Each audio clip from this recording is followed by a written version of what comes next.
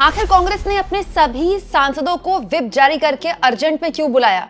क्यों एनडीए ने भी अपने सभी सांसदों को संसद में मौजूद रहने के लिए कह दिया है? अब सरकार संसद के आखिरी हफ्ते क्या करने वाली है कि उसकी साख बच जाए? दोस्तों, सरकार की साख का पता नहीं, लेकिन अमित शाह के लौह पुरुष टाइप के गृह मंत्री का जो पूरा आभा मंडल बनाया गया था वो छिन्न भिन्न हो चुका है। और अब सुन रहे हैं कि उस साख को थोड़ा बहुत बचाने के लिए और उस आभा मंडल की थोड़ी बहुत लाज और रखने के लिए सरकार प्लान कर रही है कि सोमवार से कभी भी एक ऐसा बिल लाया जा सकता है जिसके बारे में मेन स्ट्रीम मीडिया में चर्चा कम हो रही है, लेकिन इस बिल को लेकर भी चिंताएं जो हैं विपक्ष की बहुत बड़ी हैं। बाकायदा इसको लेकर कांग्रेस पार्टी ने अपने सभी सांसदों को व्हिप जारी कर दिया है। ये देख लीजिए दोस्तों, ये कांग्रेस पार्टी का व्हिप है। दोस्तों, कांग्रेस पार्टी ने 10, 11 और 12 को मतलब सोमवार, मंगलवार, बुधवार का व्हिप जारी किया। व्हिप मतलब होता है आप लिखित में अपने पार्टी के सांसदों से कह सकते हैं कि आपको संसद में आना ही होगा। जो व्हिप का उल्लंघन करेगा उस पर पार्टी एक्शन ले सकती है, उसकी सांसदी भी जा सकती है। मतलब व्हिप बोल दिया तो आना ही आना है, चाहे कुछ हो जाए, चाहे धरती आसमान एक हो जाए। पार्टियां व्हिप जारी करती हैं जब उनको ये अंदेशा होता है कि कुछ बड़ा बिल होने वाला है, वोटिंग होने वाली है। क्योंकि कोई भी बिल पास होता है, पहले बहस होती है, पहले बिल पेश होता है, उसके बाद बहस होती है, उसके बाद वोटिंग होती है, और वोटिंग हुई और आपके सांसद पर्याप्त मात्रा में नहीं है तो बिल पास करवा सकती है सरकार, तब व्हिप जारी होता है। कांग्रेस ने व्हिप जारी कर दिया। हालांकि एनडीए ने व्हिप जारी नहीं किया, लेकिन अपने सभी सांसदों को उपस्थित रहने के लिए कहा है। अब आप कहेंगे बिल कौन सा है? बिल है दोस्तों एफसीआर है। आपने इस बिल के बारे में कम सुना होगा, लेकिन इस बिल के बारे में बहुत चर्चा है। हालांकि ये बिल भी सरकार पास नहीं करवा पाएगी। कैसे, मैं आगे आपको बताऊंगी। लेकिन अगर आपसे कोई पूछ ले कि एफसीआर बिल क्या है, तो मैं बिल्कुल आसान भाषा में आपके लिए कुछ ग्राफिक्स लेकर आई हूं। आपको ज्यादा कोई बड़ा आर्टिकल पढ़ने की जरूरत नहीं है। अगर आप इस ग्राफिक्स को आराम से देख ले तो एफसीआर बिल का फुल फॉर्म है foreign contribution regulation amendment bill 2026। ये एक नियामक था जो पहले से था, इंदिरा गांधी के जमाने से बना था, हमेशा से था। दोस्तों, ये तय करता है कि कौन विदेशी चंदा ले सकता है, किन शर्तों पर ले सकता है, एनजीओज। इसके अलावा वो पैसा कैसे लाया जाए और हिसाब कैसे रखा जाए। मतलब एक नियामक जो विदेश से आ रही तमाम फॉरेन फंडिंग आती है ना, जैसे अलग अलग संस्थाएं देती हैं किसी गांव में बच्चियों के लिए, बहुत सारी संस्थाएं काम कर रही हैं हमारे देश में, मिशनरीज काम कर रही हैं। 25 मार्च 2026 को लोकसभा में इसको लेकर एक बिल पेश किया गया सरकार द्वारा, लेकिन सरकार बिल पास नहीं करवा पाई। इसी साल पेश किया था सरकार ने। अब इस बिल को फिर से पेश किया जा रहा है 12 अगस्त 2026 को। अब जानकारी 12 अगस्त की है, लेकिन सोमवार से कभी भी कर सकती है, सोमवार, मंगलवार, बुधवार। आप कहेंगे संसद का सत्र तो 13 अगस्त तक है। दरअसल दोस्तों, आखिरी दिन जो होता है उसमें हार्डली कोई काम होता है, बस मतलब आधा दिन भी काम नहीं हो पाता, ये हमने देखा है। तो मतलब आप कह सकते हैं सोमवार, मंगलवार, बुधवार, ये 3 दिन इंपॉर्टेंट है। अब आप कहेंगे विपक्ष को इसमें क्या आपत्ति है? विपक्ष की आपत्तियां मैं आपको बताती हूँ। एनजीओ की संपत्ति पर सरकार नियंत्रण कर सकती है। जैसे कोई एनजीओ अपने पेपर्स ठीक से नहीं रख पाया या फिर उसने कोई नियम कायदे तोड़े, तो सरकार उसकी जो एसेट्स हैं, भाई एनजीओस बहुत बड़े बड़े चल रहे हैं, बहुत बड़े बड़े एसेट्स भी होते हैं एनजीओस के, सरकार उस पर नियंत्रण कर सकती है। ये विपक्ष की चिंता है। दूसरा, कुछ चर्च संगठनों और अन्य संस्थाओं का कहना है कि उनके स्कूल, अस्पताल और सामाजिक संस्थान भी इसकी चपेट में आ सकते हैं। इसको लेकर कुछ क्रिश्चियन लीडर्स इसी हफ्ते अमित शाह से संसद में मुलाकात भी कर चुके हैं, राइट। और अमित शाह ने उनको भरोसा भी दिया था कि नहीं, this has nothing to do with any religion, मतलब ये धार्मिक किसी भी तरह के धर्म से इसका कोई लेना देना नहीं है। बहुत सारी मिशनरीज चल रही है ना हमारे देश में, बहुत सारी चल रही है। इसके अलावा दोस्तों, भविष्य में सरकार उन एनजीओज के खिलाफ कार्रवाई कर सकती है जो सरकार की आलोचना या असहमत है। बहुत सारे एनजीओ जैसे हैं जो सरकार की आलोचना करते रहते हैं। विपक्ष का कहना है कि सरकार उन पर नियंत्रण कर सकती है इस बिल के जरिए।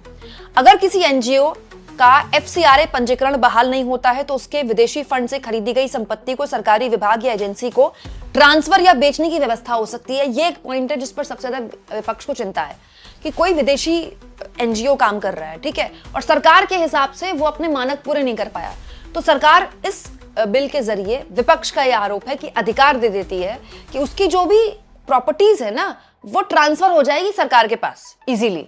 तो विपक्ष का ये आरोप है, ये बिल्कुल गलत है, विपक्ष का कहना है। पहली बात तो ये कि इस प्रकार के वातावरण में जब माननीय गृह मंत्री और माननीय प्रधानमंत्री एक राजनीतिक हट और जिद के कारण संसद में आने को तैयार नहीं है, लोकतंत्र के मंदिर में आने को तैयार नहीं है, उस वक्त के दुराव और विश्वास के माहौल में इस प्रकार के बिलों को लाना जानबूझकर आखिरी 2-3 दिनों 4 दिनों में मैं समझता हूँ बिल्कुल गलत कूटनीति है, बिल्कुल गलत प्रयास है और ये धौंस की राजनीति होगी। नंबर 2, कंटेंट में भी, इनके मेरिट्स में भी हमने बड़ा स्पष्ट बार बार कहा है कि ये किसी रूप से FCRA के बारे में नहीं है। ये कंट्रोल फ्रीक सरकार के द्योतक हैं जो कंट्रोल एक्सरसाइज करना चाहती है हर संस्था पे, और वो हर संस्था पे कंट्रोल इसलिए करना चाहती है जिससे कि वो उनको हैरेस कर सके, उनको प्रताड़ना उनके ऊपर प्रयोग कर सके। ये आप हर सिविल सोसाइटी के अंग और वर्ग से देख रहे हैं, केरला से लेके उत्तर तक, पश्चिम से लेके पूर्व तक। और इसमें हम जब भी अगर ये सही रूप से आता है, विचार विमर्श होता है, तो उसका विरोध करेंगे। देखिए, FCRA जो है वो देश भर की सामाजिक संस्थाओं को समाप्त करने की एक इनकी कोशिश है, और ख़ास तौर से जो रिलीजियस माइनॉरिटीज़ हैं उनको टारगेट करने की ये कोशिश है। तो अल्पसंख्यकों के खिलाफ ये लोग रहते हैं, सामाजिक संस्थाओं के खिलाफ ये लोग रहते हैं। इनके लिए सामाजिक संस्था मतलब है RSS, राष्ट्रीय स्वयंसेवक संघ। 700 करोड़ से ज़्यादा धनराशि ONGC ने अपने CSR फंड की किसको दी है? RSS से जुड़ी संस्थाओं को।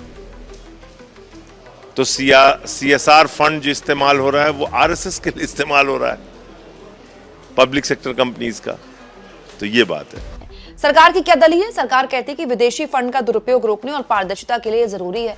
और आप जानते हैं कि फॉरेन फंडिंग को लेकर एक पूरा परसेप्शन चलाती रही है बीजेपी, तो वही आगे अपनी टीवी गठन मीडिया के जरिए बढ़ाया जा रहा है कि देखिए, जो विदेश से फंडिंग आ रही है उसमें पूरी तरह से जो देश विरोधी गतिविधियों में शामिल हो रही है उसको हम नकेल कर देंगे इस बिल के खिलाफ। इस बिल को लाके उसको एक तरह से बंद कर देंगे। FCRA बिल बहुत महत्वपूर्ण बिल है, क्योंकि जो हम देश के अंदर पैसा ले आते हैं वो कहाँ खर्च हुआ, किस लिए खर्च हुआ, जिस प्रॉमिस यानी तो जो कहकर हम पैसा लेते हैं, तो उसी अवसर पे हुआ कि नहीं हुआ, ये देखना चाहिए। ये इम्पोर्टेंट बिल है ताकि पैसा जो है डाइवर्ट ना हो और अच्छा से उसका इस्तेमाल हो।